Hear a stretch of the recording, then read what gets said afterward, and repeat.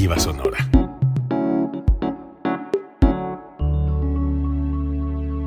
Código Libre.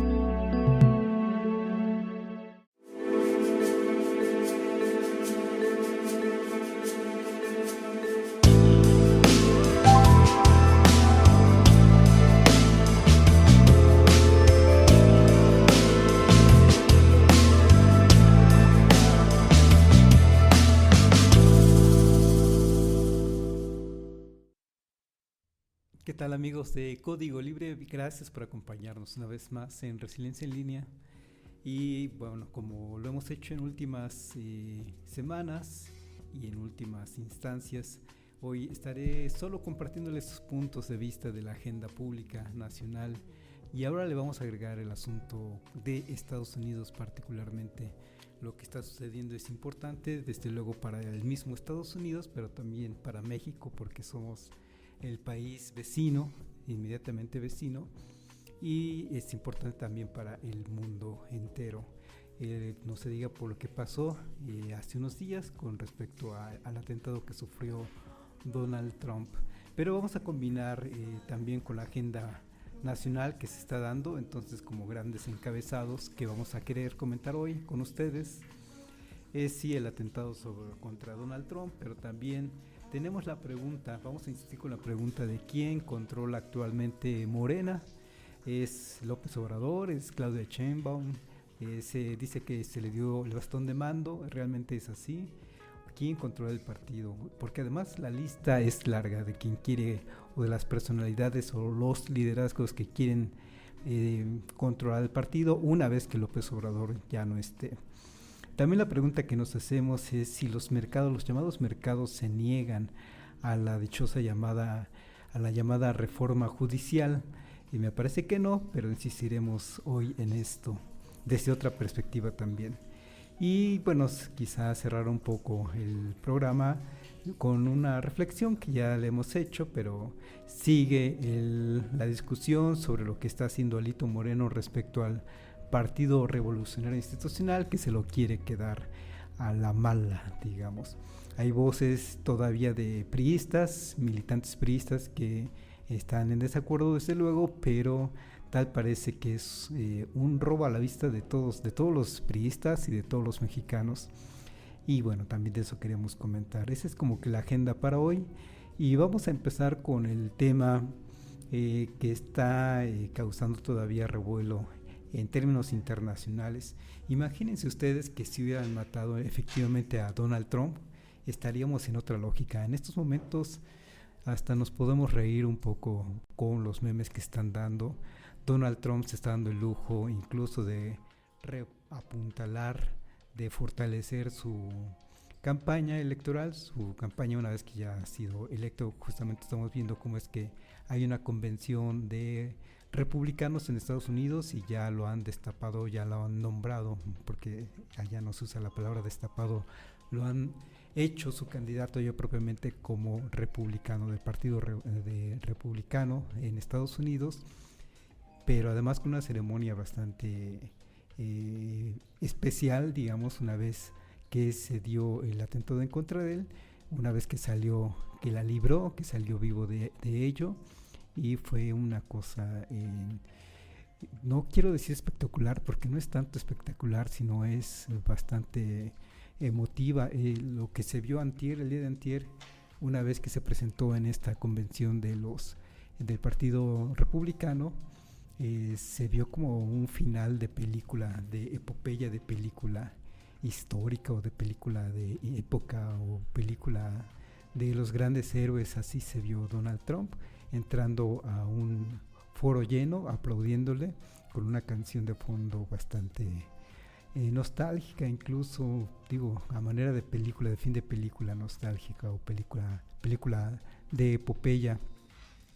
Para el día de ayer ya lo que se vio fue otro tipo de música de fondo, porque también en esto cuenta mucho la música que se le pone a un evento así y a un candidato así, después, insisto, de haber sobrevivido un atentado.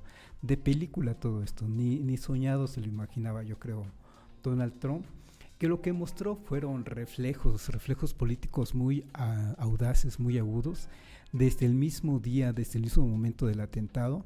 Sí, desde luego la reacción de todo mundo es: te ves amenazado, y la reacción es protegerse, y entonces en todo caso él lo que hizo fue sentir que estaba lesionado de la oreja, y lo que hizo fue agacharse de inmediato, ¿verdad? Todo el mundo en ese momento se agachó, pero después, inmediatamente después, al minuto, casi al minuto, se levanta el puño y obtiene la imagen de la campaña la imagen de la campaña de 2024 en Estados Unidos, y ustedes ya lo conocen muy bien. Él todavía rodeado por los agentes de la agencia secreta en Estados Unidos, con el puño en alto, gritando "fight", pelear, hay que pelear, le decía a sus simpatizantes, y además encima de todo la bandera ondeando, la bandera de Estados Unidos ondeando detrás de él. Es la imagen de toda la campaña, es la imagen del año 2024. Seguramente los almanaques de fin de año van a cerrar con esa imagen que ya es icónica, y nos aventuramos varios a pensar que con esto Donald Trump, todo esto que sucedió, ya es el virtual presidente de los Estados Unidos por segunda vez, porque finalmente es lo que le está dando a Donald Trump un impulso para que gane la presidencia de los Estados Unidos. Se puede especular que si fue autotentado o no, yo creo que no, y bueno, no vamos a debatir más allá de esto, más bien sobre los hechos, y los hechos es que salió libre, afortunadamente para Estados Unidos y afortunadamente para el mundo. Otras condiciones serían si hubieran conseguido el asesinato de Donald Trump como candidato del país más simbólico, más influyente todavía en el mundo, o uno de los más influyentes, si es que aceptamos que la hegemonía norteamericana llegó a su fin, que está emergiendo la hegemonía china con otras cualidades de control de comercio internacional, no así de control militar internacional como lo intenta hacer todavía Estados Unidos. También queremos estar platicando unos puntos al respecto en estos momentos de ello, pero sí un líder importante en términos internacionales, todavía en términos internacionales. La cabeza del bloque europeo la ocupa Estados Unidos, no un país europeo necesariamente. La cabeza de la guerra que se vive en Ucrania es de Estados Unidos y no de Ucrania propiamente. Es decir, Estados Unidos sigue teniendo un peso importante. Imagínense ustedes entonces que se hubiera logrado, que se hubiera alcanzado el objetivo de este tirador, que ya la FBI dice que fue un tirador que actuó solo. Con eso se apaga posibles hipótesis de conspiración de quién. Se podría pensar de muchas cosas, ¿no? En estos días se pensó en los mismos demócratas, se pensó en el autoatentado, y por ahí también sale embarrado el país de Irán. Bueno, es que se podría especular muchísimo, pero justamente se apagó toda esa posibilidad de especulación. Ya vivimos en cierta manera en 2001, cuando se derrumban las dos Torres Gemelas. Quienes clamaban venganza, los primeros que clamaron venganza en ese momento de parte de la nación estadounidense fueron los medios de comunicación, y apuntaron, digamos, como posible responsable a Osama Bin Laden, si ustedes recuerdan, y se refugiaba en Afganistán, y lo que vimos todo el mundo fue un ataque desmedido en contra de esa nación que estaba lejos de poderse defender, y lo llevaron a una crisis humana de derechos humanos de manera importante. Por suerte eso no estamos viendo, porque por suerte Donald Trump salió vivo de ese atentado, vivió para contarla, y vaya que vivió no solo para contarla, sino para ser el próximo presidente de los Estados Unidos. Aún así es importante estar atentos a lo que sucedió, estar atentos a lo que esto significa, y esto es parte de lo que ello significa, que muy posiblemente, por lo menos Donald Trump obtiene la imagen de toda la campaña. Dos, y es difícil y junto con el punto número uno, es difícil que los demócratas le ganen en cuanto a imágenes mediáticas algo tan espectacular como lo que acabamos de ver. Otra cosa que estamos viendo con estas secuelas, digamos, de este atentado, es que precisamente los demócratas, que de por sí la tienen difícil, ahora la van a ver más difícil en términos de campaña. No hay manera de reaccionar a todo esto. Quizá es momento, por ahora es momento de los republicanos, porque además está su convención, además de lo que acaba de suceder con el atentado. Entonces son días del momento de los republicanos. Los demócratas tendrían todo el tiempo un poquito, digamos, de reaccionar, pero por ahora se les ven muy difíciles las cosas. Y encima de todo, su candidato, el actual presidente Joe Biden, hoy dio positivo a COVID y según parece ya incluso está aislado de su equipo de trabajo. No va a poder hacer campaña al menos unos días, porque además de que pudiera andar contagiando a su equipo de trabajo, pues ya una persona de 80 años ya es más bien de tener cuidados especiales con una enfermedad así. Ya vimos todos los estragos que provocó el COVID-19 durante la pandemia, mientras estaban generando la vacuna. Si bien ya se tiene la vacuna, ya se puede sobrevivir de tener COVID. Bueno, 80 años y es de cuidado. Por el simple hecho de ser una persona mayor de edad y además con las secuelas negativas de salud que ha mostrado Joe Biden en estos últimos días, en estas últimas semanas, pues desde luego es de cuidado. Y yo creo que por eso más bien es que se va a mantener aislado, o su equipo de trabajo lo va a tener aislado por unos días al menos. Y esos días precisamente son decisivos para los demócratas. Ustedes han visto cómo es que ya hay voces de los demócratas, simpatizantes demócratas, que están pidiendo que ya renuncie Joe Biden de su aspiración a ser presidente por segunda vez de los Estados Unidos por los problemas visibles de salud que ha mostrado. Y luego con este asunto de COVID, creo que es una oportunidad precisamente para los demócratas para ya tomar una decisión seria, importante, porque de otra manera quien ya ganó desde ahora son las elecciones es Donald Trump. Insistimos con ello. ¿Todavía pueden hacer algo los demócratas? Bueno, pues es que es momento de ya hacer algo, tomar manos en acción, pese a la voluntad que tenga Joe Biden, pese a la voluntad que puedan tener gente muy cercana, muy leal a Joe Biden. Es momento de tomar una decisión seria. Sí, son momentos de mucha gloria para Donald Trump, pero la campaña apenas está por empezar en Estados Unidos. Oficialmente sabemos que este asunto de las campañas se viene trabajando desde años atrás. El mismo Donald Trump no es una figura improvisada, es una figura que viene trabajando desde la década anterior, desde 2016 o antes, cuando mostró sus aspiraciones a ser presidente. Terminó su periodo en 2021.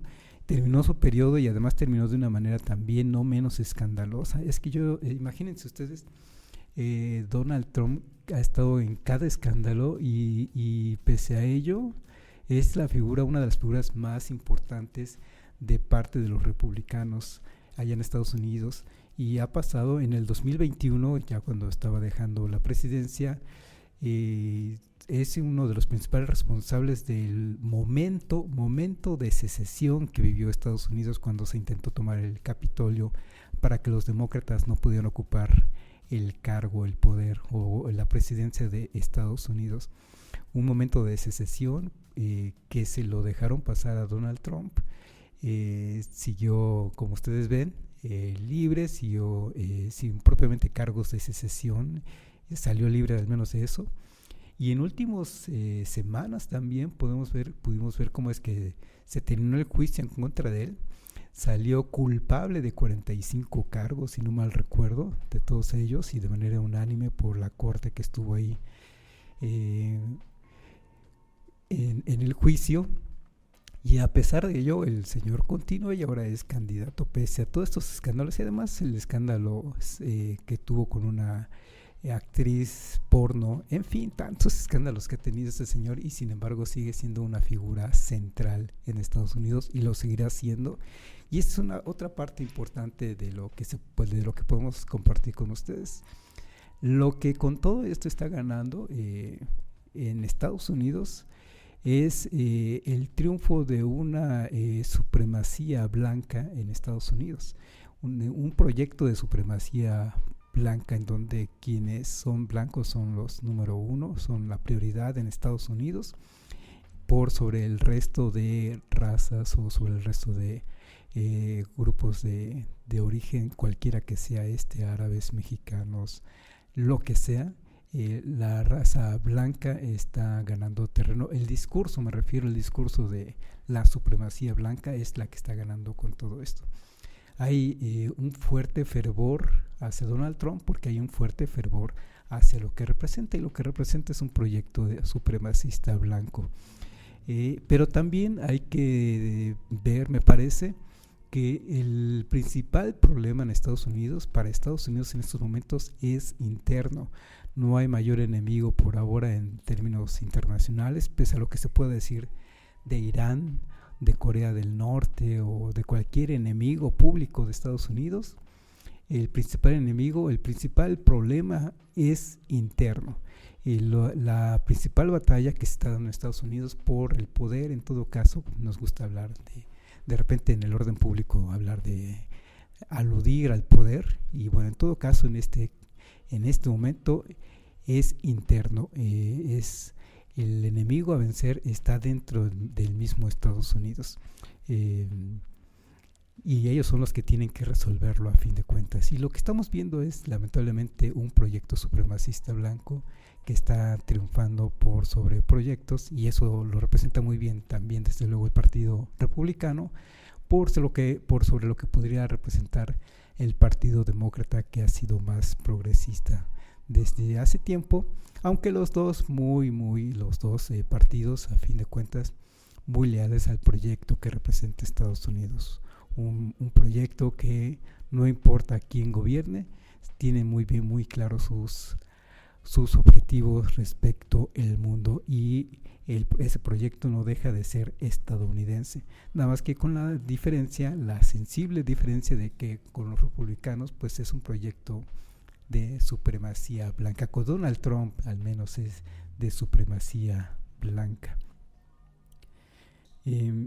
Pero también hay que tener en cuenta que Donald Trump es muy beligerante.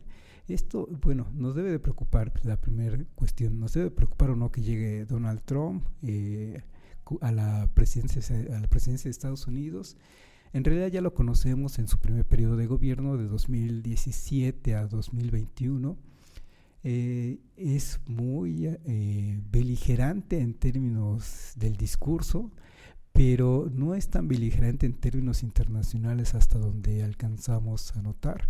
Y para muestra, veamos cómo es que fue el primero que dijo, o bueno, no fue el primero que dijo, pero sí lo anunció y sí lo llevó a cabo: retirar tropas de Estados Unidos asentadas en Irak y en Afganistán, cuando la lógica de la estrategia de Estados Unidos es llegar a una nación invadida por Estados Unidos y quedarse ahí por tiempo indeterminado. Y Donald Trump dijo: nos retiramos de Afganistán y nos retiramos de Irak, y retiró una parte de sus tropas, no todas, pero sí una parte.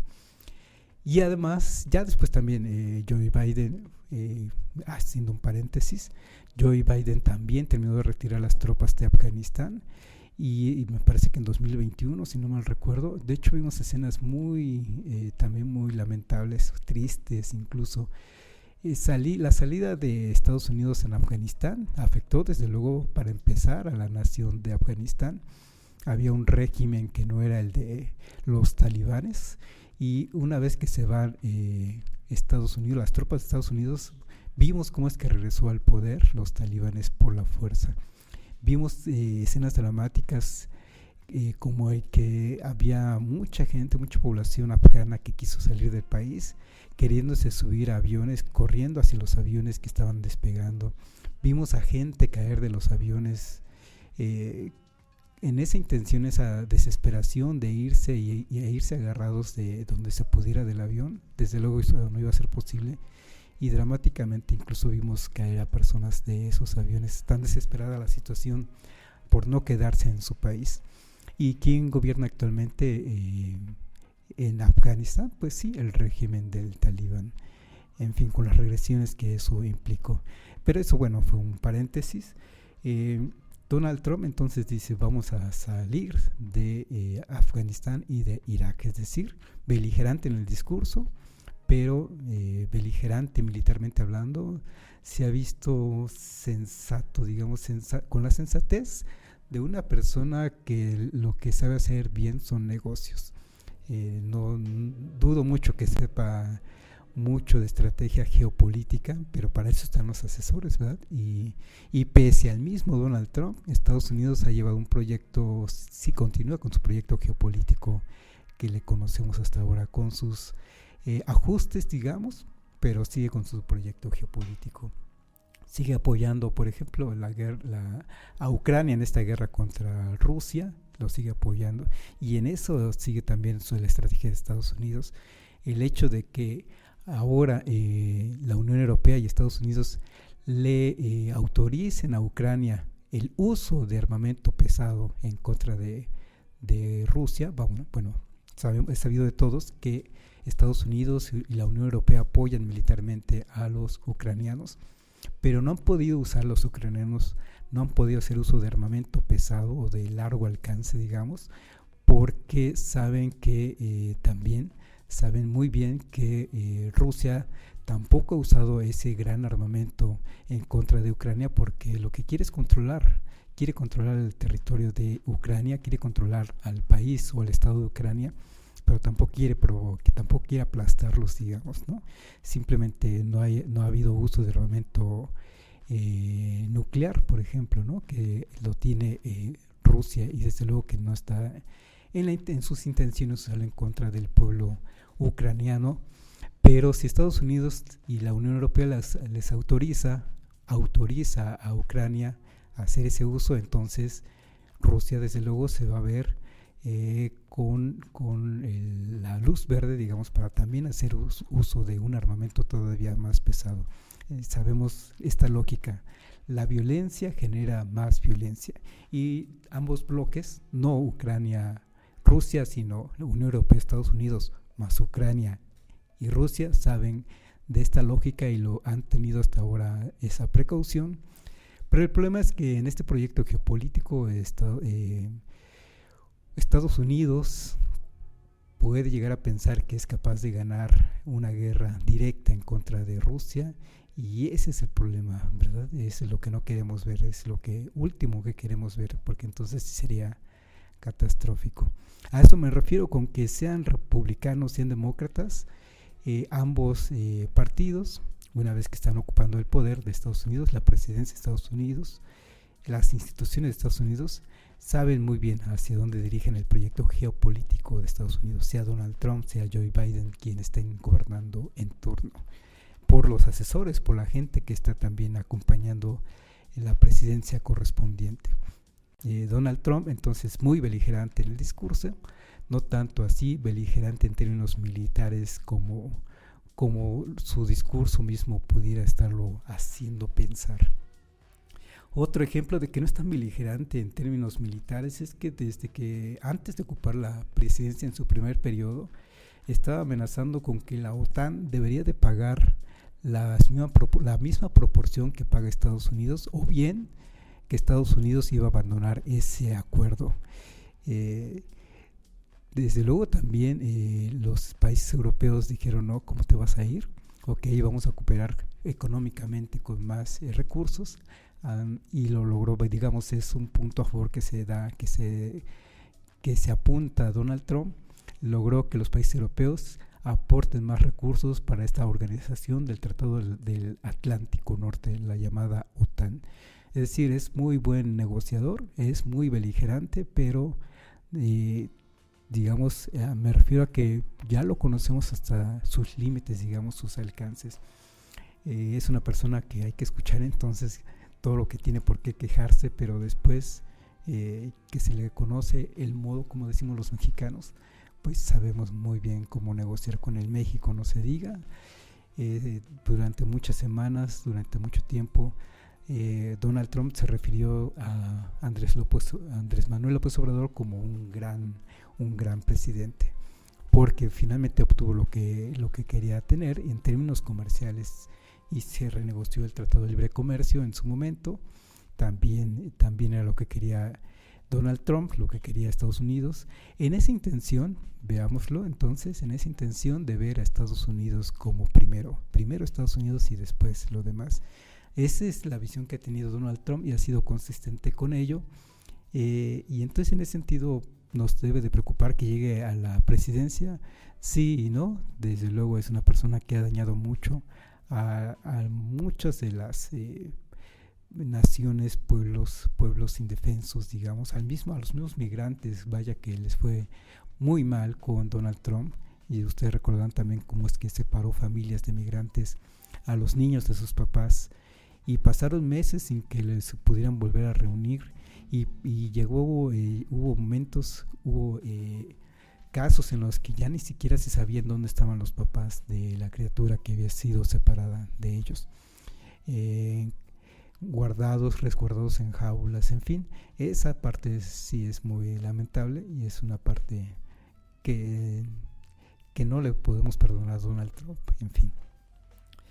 De las cosas entonces que podemos estar comentando de respecto a lo que sucede con Donald Trump, sale fortalecido. Si no sucede algo especialmente fuerte de parte de los demócratas, pues Donald Trump se convertirá por segunda vez en el presidente de Estados Unidos, muy a pesar de todo lo que estamos comentando, muy a pesar de todo su historial.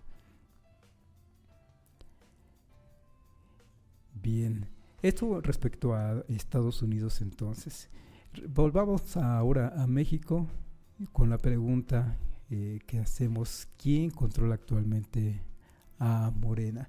La verdad es que no hay de otra. Quien controla a Morena en estos momentos es López Obrador. Quien controla el futuro, las líneas, las tareas a ejercer de la cuarta transformación, de la llamada cuarta transformación, es Andrés Manuel López Obrador. Y podríamos poner si es Claudia Sheinbaum, si es Mario Delgado, el presidente nacional de Morena, pero no, todos sabemos que es Andrés Manuel López Obrador. Ahora bien, una vez que López Obrador ya no esté, y eso va a ser a partir del 1 de octubre, él dice que no va a otorgar ninguna conferencia a partir de que se retire. Bueno, desde luego todos entendemos que se refiere a conferencias políticamente hablando, donde manifieste opiniones políticas, puntos de vista de él en términos de la vida nacional políticamente hablando. Seguramente no. Otra cosa será si alguien lo entrevista para cuestiones vivenciales, digamos, ¿no? Eso sería interesante de ver si va a aceptar alguna entrevista al respecto. Por ejemplo, sabemos que él ha sido nominado, digamos, a uno de los streaming más influyentes en el mundo. Sería interesante ver que si después acepta alguna entrevista en ese sentido, porque incluso hay, si no me equivoco, hay una premiación, un reconocimiento en ese sentido. Sería interesante ver ya a López Obrador quitándose la investidura presidencial y otorgando entrevistas ya completamente en otro sentido. No sé si lo va a hacer o no, si de veras se va a retirar de toda escena pública, pero sería interesante. Y el caso es que se retira políticamente hablando, se retira de la vida política. Y entonces sí viene la pregunta, entonces sí va a tener más sentido la pregunta de quién controlará el aparato político de lo que se denomina cuarta transformación.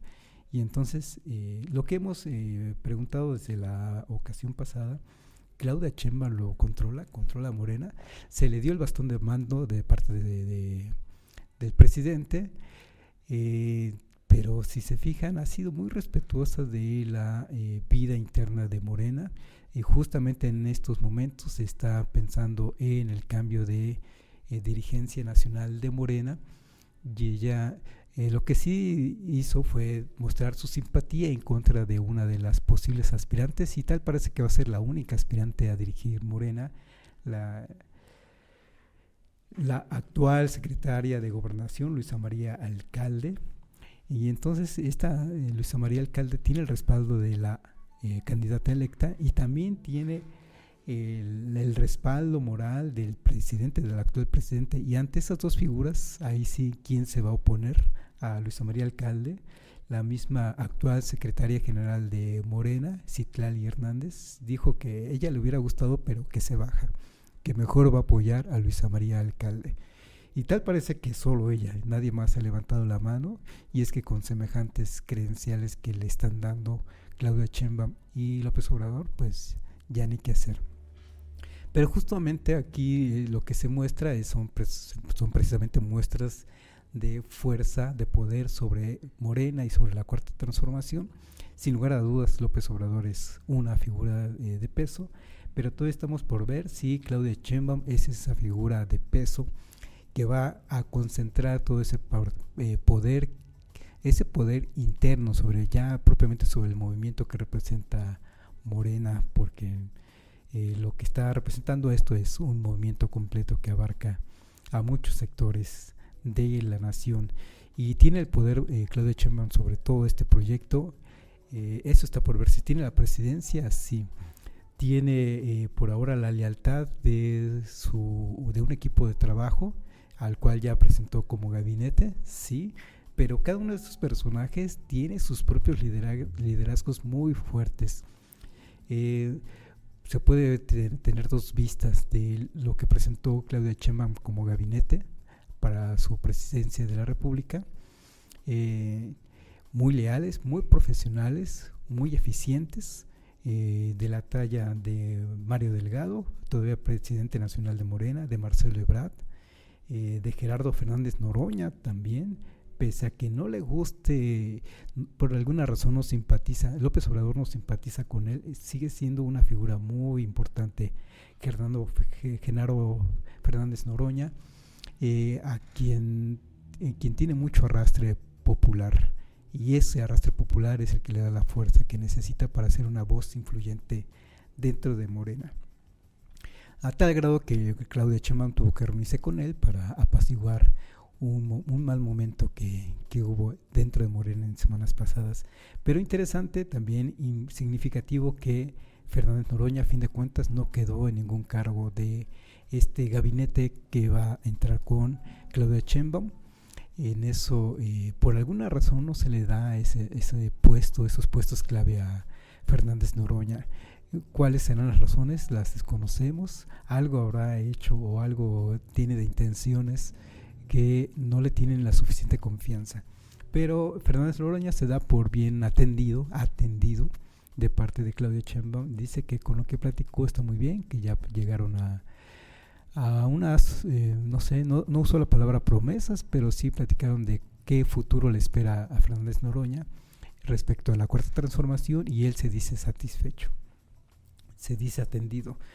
Y entonces sí hay unas figuras importantes de liderazgo, la misma Claudia, desde luego, Mario Delgado, Marcelo Ebrard, y se van sumando más, y de las últimas grandes liderazgos nacionales que se suman, pues es esta sorpresiva invitación a Lázaro Cárdenas Batel a ocupar también un puesto en el gabinete de Claudia Sheinbaum. Y es que sumar a Lázaro Cárdenas Batel es sumar a los Cárdenas, todavía muy influyentes, al menos en el imaginario de los mexicanos. Todavía es muy influyente el peso que tiene el abuelo Lázaro Cárdenas del Río entre los mexicanos. Todavía se recuerda como una figura importante y querida para los mexicanos. Es que simplemente estaba conectado con la expropiación petrolera, y eso es un asunto muy sensible para los mexicanos todavía al día de hoy. Después el hijo Cuauhtémoc Cárdenas Solórzano no dejó a deber, después de haber renunciado al PRIismo en los años 80, funda al PRD, y con ello da una batalla para el progresismo, para la izquierda en México, que duró de finales de los años 80 hasta que ocupó él la jefatura de gobierno de la Ciudad de México en 1997, y con ello todo ese periodo de apoyo, de impulso hacia la izquierda mexicana, en ese caso a través del PRD, pero generando Cuauhtémoc Cárdenas también su propia figura, y muy independiente a la del papá, a la de Lázaro Cárdenas del Río. El propio Cuauhtémoc Cárdenas Solórzano brilló por sí mismo. Y quien sí estaba un tanto apagado en términos de la vida pública era Lázaro Cárdenas Batel, que llegó a ser gobernador de Michoacán. Fue quizá la parte más vistosa de él en términos de atención pública. Después ha ocupado múltiples cargos, incluso en términos internacionales, pero salió de la escena pública y ahora regresa a ocupar un cargo público nacional con Claudia Sheinbaum, y con ello regresa, digamos, la familia de los Cárdenas a la escena pública. Y nada más imagínense ustedes lo que puede representar en esta, no sé si llamarle disputa, porque todavía no es una disputa abierta, sí es una disputa un tanto de guerra fría, digamos, por quién va a controlar, digamos, el poder de Morena, de toda la Cuarta Transformación. Desde luego Claudia Sheinbaum es la figura reconocida en términos públicos, pero insisto, una vez que ya no esté López Obrador, va a ser muy tentador de quién va a querer jalar más agua para su molino, como decimos, porque lo que van a intentar construir en adelante cada uno de estos personajes es una imagen presidenciable para las elecciones de 2030. Marcelo Ebrard, desde luego, lo damos por descontado, él va a ser una de las figuras centrales para ello, y se suman estas otras personas, se suma Mario Delgado también, y se suma Lázaro Cárdenas Batel. Es que el papá también sigue siendo muy lúcido mentalmente hablando, políticamente hablando, y por ahora está retirado de esta vida pública, pero no deja de ser una figura central, y es una figura central que a Claudia Sheinbaum le resultó bastante benéfico que el mismo Cuauhtémoc Cárdenas haya respaldado su candidatura cuando era candidata. El que Cuauhtémoc Cárdenas se ponga a un lado de cualquier figura pública apoyándolo, desde luego apoyándola en este caso, sigue siendo una figura central. Los mexicanos siguen reconociendo a Cuauhtémoc Cárdenas y su lucha por la democracia en México. Los mismos opositores, los mismos partidos de oposición reconocen a Cuauhtémoc Cárdenas como un gran luchador social de la izquierda mexicana, aunque también ellos agradecen que ya esté retirado, ¿verdad? Y bueno, el hecho de que Lázaro Cárdenas Batel esté en ello, esté metido de nuevo a cuenta en la vida pública, es representar a la familia Cárdenas. Siempre está latente que una nueva generación de una familia se incorpore a estos cuadros, a estos renovados cuadros de gobierno, y en esto tendremos que estar atentos. Por ahora lo que se ve también, hay que decirlo, es que quienes están ocupando esos liderazgos en la Cuarta Transformación son personas puras, digámoslo así, por decirlo así, de Morena, con una lealtad muy fuerte, muy férrea hacia Morena. Luisa María Alcalde es una de ellas. Mario Delgado, pese a su historial, y el cual historial que no le perdona a algunos periodistas nacionales, no deja de mostrar bastante solvencia y bastante lealtad al proyecto que representa la Cuarta Transformación. Así que ya estaremos viendo quién va a controlar en adelante lo que denominamos Cuarta Transformación, quién va a controlar en adelante lo que conocemos por ahora como partido de Morena. Por eso es muy importante para los morenistas apoyar a una persona muy leal al proyecto, y en este caso es Luisa María Alcalde, que dejará de ser secretaria de Gobernación para ocupar ahora la presidencia nacional de Morena, y la tarea que le queda es consolidar al partido, el partido que ha nacido desde hace apenas 10 años, pero que le falta consolidarse como estructura política de un partido, porque por ahora mucha de su fuerza radica en una figura que todos conocemos, la de López Obrador. Falta que se consolide sin López Obrador, y eso lo estaremos viendo qué es lo que sucede en adelante. El otro punto, el otro tema también con esto es los magistrados que estaban en su zona de confort, sin querer atender mucho, que digamos, la reforma judicial que se viene, la reforma al Poder Judicial que ya está en discusión, ya se están dando los foros, los talleres de discusión pública. Han dicho mucho, y con razón, que las tareas del Poder Judicial son muy técnicas y entonces se requiere conocimiento técnico. Pero el problema es que también, además de las críticas que yo diría yo merecidas se tienen, además se han colocado como una autoridad que se pretende autónoma a una república. Incluso somos parte de una república, los tres poderes son parte de una república: el poder judicial, el poder ejecutivo representado en el presidente de la república, y el poder legislativo representado en el Congreso, en la Cámara de Diputados, de Senadores. Los tres juntos son una entidad que conforman al Estado mexicano, además de sus instituciones como el Ejército Mexicano, el propio Instituto Nacional Electoral. Todas estas instituciones son parte integral del Estado, y desde luego la propia nación, que desde luego la nación en el pueblo, lo que se dice también como pueblo, son los que a fin de cuentas ponen mediante una votación a los que son el poder legislativo, y el poder legislativo está para reformar la Constitución si es necesario, o reformar leyes, o generar nuevas leyes en beneficio de todos los mexicanos. Vamos, la república es todo, ¿no? Tanto poder judicial, legislativo, ejecutivo, la nación y el resto de las instituciones, ¿verdad?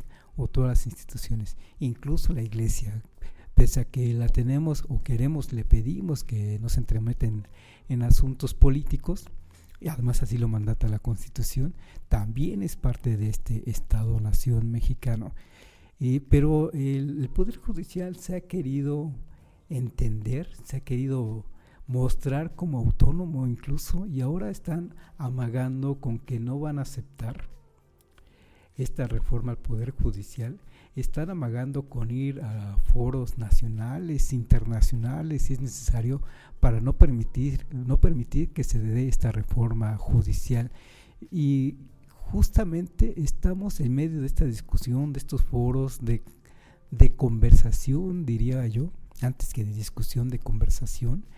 Y justo para eso es hablar, y que incluya, donde se incluyen, pese a que no querían, los magistrados, jueces y ministros no querían entrarle hasta que no se vieron forzados precisamente por los resultados del 11 de junio.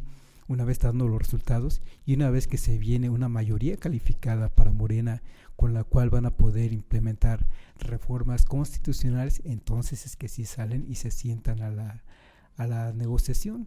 Y son dos cosas diferentes, ¿verdad? Una cosa es ellos institucionalmente participando en los foros, eso está muy bien, eso se les reconoce, esa tarea es la vía que hay que seguir, porque o se integran en la discusión, en las pláticas, en generar una propuesta que beneficie a todos los mexicanos, o bien se mantienen al margen y se aíslan y terminan siendo ajenos a toda esta reforma del Estado mexicano, de la República Mexicana, y no, decidieron incorporarse, y que bueno, eso hay que aplaudirlo.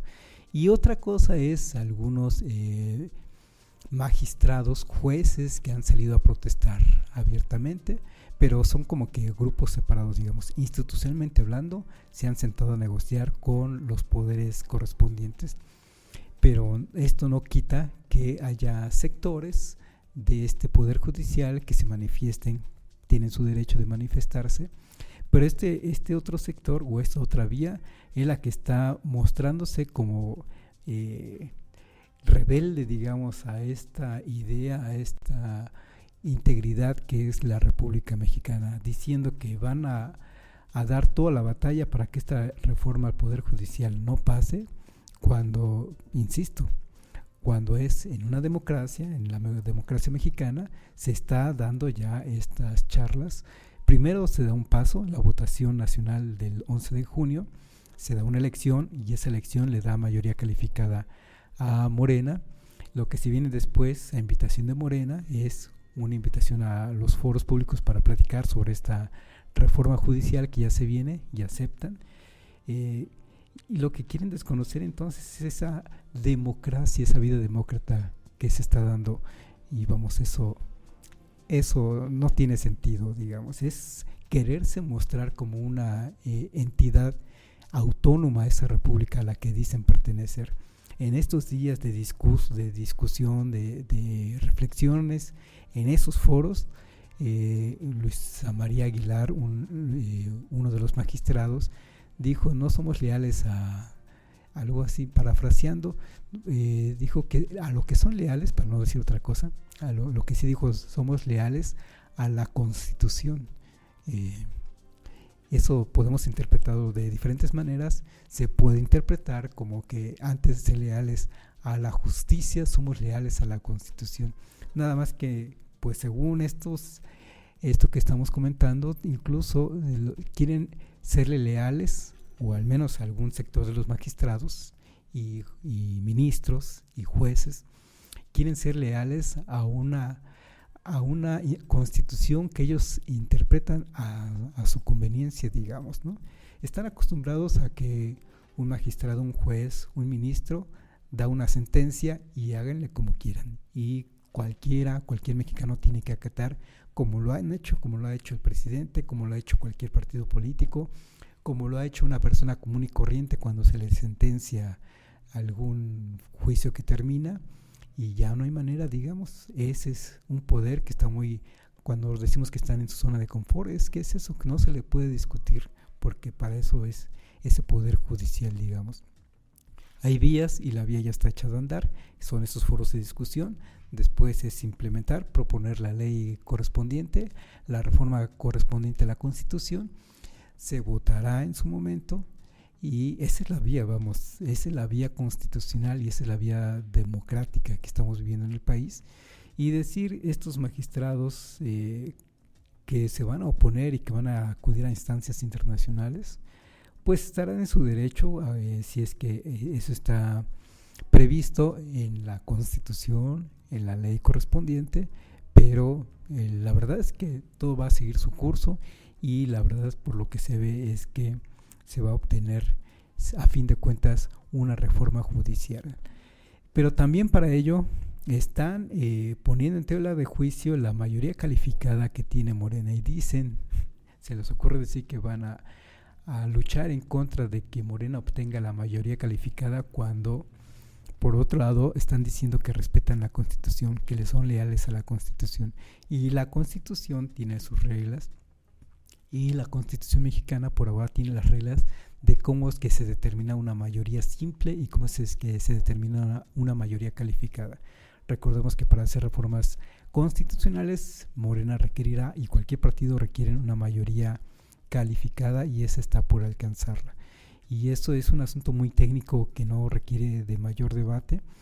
Y creo que seguramente el INE ahora liderado por Guadalupe Tadei, va a apegarse a lo que dicta la norma, porque así ha sido consistente Guadalupe Tadei como presidente del INE, ha sido consistente con las tareas que le son confinadas al INE mismo, y creo que ahora no será la excepción, y las normas están dadas para que Morena obtenga la mayoría calificada junto con su alianza política, y la alianza política es con el PT y es con el Verde, quienes van a obtener en todo caso su número de senadores y su número de diputados correspondiente, y con eso alcanzarán la mayoría calificada. No solo estos ministros que vimos manifestándose diciendo que van a luchar en contra de que Morena obtenga la mayoría calificada, también los partidos de oposición dicen que es injusto o no, así están las normas en la Constitución. En su momento le sirvieron al PRI, le sirvieron al PAN, desde luego usaron ese recurso para alcanzar las mayorías calificadas cada uno de estos dos partidos en su momento cuando gobernaron, y ahora es ocasión de que Morena también alcance esa mayoría calificada. Así va a tener que ser. Y desde luego ministros y quien quiera que no esté de acuerdo con ello, con estas vías, lo podrá manifestar, pero en estos momentos las leyes están de una manera, la Constitución está de tal manera que no les quedará otra más que acatar ya en resumidas cuentas a las conclusiones a las que se llegue. Y también se ha querido, es que ustedes van a escuchar cómo es que es para el discurso, para estar tratando de convencer a la opinión pública que no es posible la mayoría calificada, que no es posible la reforma al Poder Judicial. También están recurriendo a decir que a los mercados no les gusta. Y volviendo al asunto de los mercados, los dichosos mercados, los inversionistas, a fin de cuentas, ¿acaso de veras se van a oponer a que en México se den esos procesos democráticos? A los mercados, a los inversionistas, lo que les interesa es las inversiones, el generar utilidades para sí mismas, que el Estado mexicano responda a esas inversiones que se hacen en México a través de mecanismos como la Bolsa de Valores, a través de los mecanismos de inversión que tiene dispuestos el mismo gobierno federal, a través de sus bonos de inversión, en fin, una infinidad de instrumentos para que los inversionistas nacionales y extranjeros lo hagan, y lo han hecho de manera solvente desde hace mucho tiempo. Lo han hecho el gobierno mexicano federal, lo ha hecho con el priismo, con el panismo, y lo ha hecho con el morenismo. Los mercados, la verdad es que están muy contentos, les ha ido muy bien. Y pensemos, para tratar de bajar este asunto de los mercados, que esto es de los mercados, la inversión, pensemos en los chinos tan en boga que están, los chinos que en estos momentos están su apuesta es por invadir al mercado mexicano, seguramente todos los mercados, pero en estos momentos nos preocupa pensar, reflexionar sobre el mercado mexicano, lo que representa. Hemos escuchado hablar de la relocalización de empresas chinas que dicen, bueno, ¿para qué estamos importando mercancía a México con la intención de llegar después a Estados Unidos? Mejor vamos a llevar las fábricas a México, las fábricas de origen chino, vamos a llevarlas a México para que ahí se produzca el bien que queremos exportar hacia Estados Unidos. Es lo que le llaman la relocalización, digamos, ¿no? El nearshoring, una cosa así. A los neoliberales les encanta utilizar anglicismos. La relocalización de empresas chinas, pero en México. Y la otra vía también, entre otras vías más bien, entre muchas otras vías que seguramente los chinos tienen, hemos escuchado también cómo es que están invadiendo de mercancías. Ustedes lo han vivido, todos lo hemos vivido, lo estamos viviendo en nuestras ciudades. Esta proliferación de plazas chinas, ¿verdad? De productos chinos, y entramos a una tienda de productos chinos, desde unas plazas de grandes metros cuadrados a unas plazas pequeñas, a unos locales pequeños dentro de una plaza comercial. Productos chinos de todo tipo, curiosidades, o bien a través de ventas en línea. A fin de cuentas, los mexicanos nos estamos acostumbrados mucho a consumir productos chinos. Un joven está también importando, quizás su visión es: estoy siendo importador a secas, digamos, ¿no? Entra a una aplicación, entra a una de estas tiendas en línea, ve un producto chino, lo compra, y los chinos están mandándolo a México por paquetería que a veces no es tan eficiente, pero a fin de cuentas lo están mandando y se están haciendo responsables del producto que llegue con la persona que lo está comprando. Y si no te llega, son capaces de devolverte el dinero. Tú lo reportas y son capaces de devolverte el dinero, es decir, son eficientes en el mercado. A todo esto, que van a estar pensando de que no les interesa la reforma judicial en México. ¿Qué carajos van a estar pensando que les afecta la reforma judicial en México? A ellos lo que les interesa, a ellos y a todos los inversionistas, es su inversión, que su inversión crezca, que haya oportunidades de mercado en México. Y México, vaya que es tierra de oportunidades todo el tiempo. Es cosa impresionante cómo es que sigue habiendo oportunidades de negocio para los mexicanos y desde luego también para el extranjero. Ahora lo que estamos viviendo es esa boom de este dragón chino, pues esa expansión de los mercados chinos, inversiones chinas, nos van a llegar a controlar comercialmente hablando. Bueno, estaremos por verlo. En su momento nos estuvieron atacando el mercado desde hace mucho tiempo, los mismos productos chinos. Desde los años 80 se hablaba mucho de ello, de la fayuca, pero también la fayuca estadounidense, la mercancía estadounidense ahogaba a las empresas mexicanas, o aparentemente las ahogaba, y aquí seguimos, digamos, ¿no? El chiste es también que los mexicanos, las empresas mexicanas, se encuentren la manera de adaptarse, de ser competitivos. De eso se trata también un acuerdo de libre comercio con América del Norte. Un acuerdo con América del Norte que además pone sus reglas como las denominadas reglas de origen, que le pone una proporción mínima de insumos norteamericanos, es decir, México, Estados Unidos y canadienses. Un vehículo, por ejemplo, un automóvil, tiene sus reglas de origen, y esas reglas de origen debe tener un mínimo de productos, de insumos o mexicanos o estadounidenses o canadienses, para que pueda estarse comerciando en este Tratado de Libre Comercio de América del Norte, ahora TEMEC. Los chinos van a llegar, van a poder meterle algún mínimo de insumos a ese producto mexicano hecho en México y exportarse a Estados Unidos, pero las reglas de origen le pone topes, vamos, ¿no? Todo está fríamente calculado por parte de esos grandes negociadores mexicanos, estadounidenses y canadienses, para que los chinos también tengan a la vez su tope, y seguramente le seguirán poniendo topes a los chinos, y seguramente los chinos, pese a esto, van a seguir creciendo comercialmente hablando, porque las dinámicas comerciales en términos internacionales estamos viendo cómo son. Lo que nos tiene que preocupar es México. ¿Cómo le va a hacer México para ser competitivo? ¿Cuáles son las fórmulas? Y bueno, no dudo de que seguramente nos adaptaremos.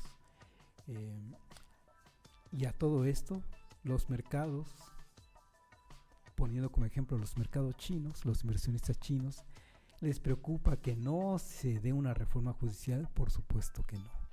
Por supuesto que a lo que quieren llegar es a un país tranquilo, un país en paz, en donde pueda crecer su inversión, y eso lo están encontrando. Y lo están encontrando con un partido de izquierda denominado Morena, y no hay pretextos para que esto no se dé. Vamos, los cuentos chinos que se está inventando la oposición en México, y el Poder Judicial que está operando como oposición para Morena, pues la verdad es que se lo creen solo ellos y nadie más. La reforma judicial en ese sentido continúa. Y amigos, se nos está terminando el tiempo, ya nada más cerrar con un comentario, nada más para reforzar el asunto del PRI. Es un robo de un partido político a la vista de todos. Estamos viendo cómo es que Alito Moreno convocó a una asamblea nacional, y a la vista de todo el mundo está poniendo sus reglas y se está quedando con ese partido. A manera de, si lo vemos como un negocio, un partido que funciona como un negocio, es como ver a un Oxxo que cerraron la puerta. Ahora solo atiende a Alito Moreno por una ventanita, te pregunta qué es lo que quieres, le va a preguntar a los otros partidos políticos qué se te ofrece, y por ahí por la ventanita le van a pedir, pues quiero unos votos para esto. Incluso todavía más perverso de parte de Alito, y es un uso y costumbre de Alito Moreno, según lo han manifestado los audios que se han mostrado hacia él o en su contra, es que va a estar vendiendo candidaturas. Si algún dirigente nacional, si algún dirigente local de un municipio, de una entidad federativa, quiere ser candidato a algo, a una diputación, a una presidencia municipal, sí, eso tiene un costo, y los va a estar cobrando a su antojo, digamos, Alito y sus secuaces, digamos. Y esto la verdad es que yo no sé ustedes cómo lo puedan ver, pero esto es una auténtica organización de delincuencia o bien delincuencia organizada, pero a la vista de todos y aparentemente hasta ahora es legal y hasta ahora lo ha financiado el pueblo de México y lo seguirá financiando el pueblo de México a través de sus impuestos. Como todo esto es legal, como todo esto está dentro de la norma, el INE seguirá dándole recursos públicos que financiamos todos nosotros. Esto es para reflexionar, ¿verdad? Para que nos estemos preguntando de qué nos estamos beneficiando de una actitud como la de Alito Moreno. Pues puro prejuicio a nuestra nación misma. Mientras hay otros proyectos que intentan hacer de México una nación al menos distinta. Y con esto, amigos, vamos a terminar. Yo les agradezco mucho su atención, como siempre. Les agradezco de verdad que estén siempre atentos a lo que comunicamos desde Resiliencia en Línea. Gracias para ello también a Carla, a Felipe, a Gerardo, que nos permiten llegar con estos mensajes, con estas reflexiones que compartimos con todos ustedes, porque la tarea de todos es reflexionar un poquito de cuál es la posición de nuestra agenda nacional. Les agradezco mucho y nos estaremos viendo la próxima.